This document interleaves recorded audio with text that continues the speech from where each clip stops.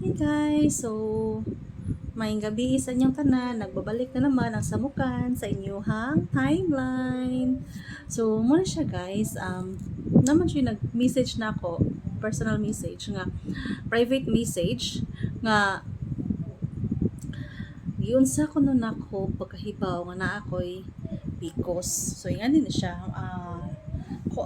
estudyante pa ko, dalaga pa ko, high school, magsige na jud ko og kanang layag-layag bitaw kanang dili siya every month ko tong haon, so 1 month 2 months, so murag naanad na ko ana itong sakit jud akong puson, grabe ka sakit. So hangtod nga pag-abot og college, murag 4th year college na ko ato, kanang 6 months naabot jud og 6 months nga wala ko tong haa. So akong mama nag-uol na kuyawan, ako po na kuyawan, so na-decide ni nga magpa-doktor ni doon mig ubigay ni. Then nagkatawagan ko to nga time kay ingon ang ubigay ni basin ko nagbuntis ko. Mo siya mabuntis nga kita kasuway. My God. So wala. So dili ko wala nabuing.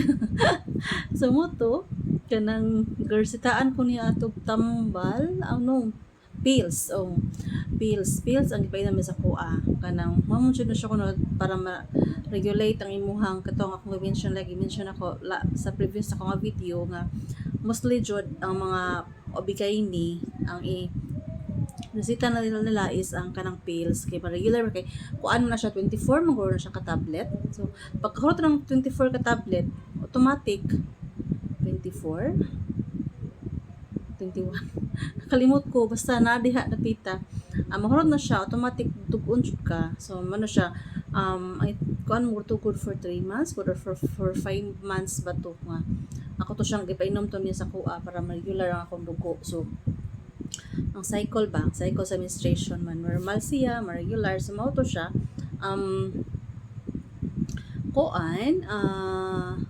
inom ko ato hangtod pagharot sa doktor dugo ko, uy grabe mura jud ko mamatay sa kasakit sa akong puson atong panahon na feeling nako ni absent jud ko ato nakoy klase ko na absent jud ko, wala ko na eskwela kay di jud mada feel naghigda ako muna kong nagbutaw unya man akong mga kaubanan kay mga patay, naghigda ko nagpiyong ko pero kung kauban ako kanang mga patay nga mga tao kauban ato nga time ang anak ka grabe kasakit sa akong puson tanan as in ako mamatay sa sakit jud ato kay mo na siya after ato na normal na siya balik unya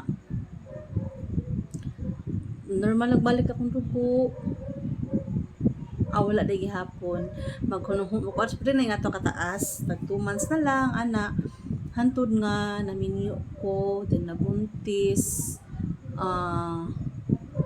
after na ko nabuntis nibalik na po siya after na ko nanganak dako naman siya ko pag-ayo so dako naman siya kay ko small to kanang kuan na po akong menstruation mura na siya wala po nagkadimao kato kong share siya kong last video wala siya nagkadimao hangtod nabot siya 8 months 6 7 months maniduol lang siya kong doktor dito i-TVS ko nga pagbasa baga na kayo ang lining kita man siya mga babae kay dapat monthly siya ay kunuta na mag-menstruation kay katong agyanan sa dugo is kuan man to siya to para healthy ba.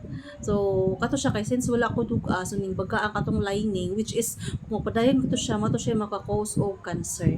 So mo dito siya wala jud ko dili na yun, it's more than kuan jud dili kay pills lang garsita tos mahal kay ito siya para panipis atong lining nga supposedly dito siya mapagkaon sigian pa siya agi sa atong menstruation kita mga girls. So nga na ka importante nga dapat mag-menstruate ta monthly.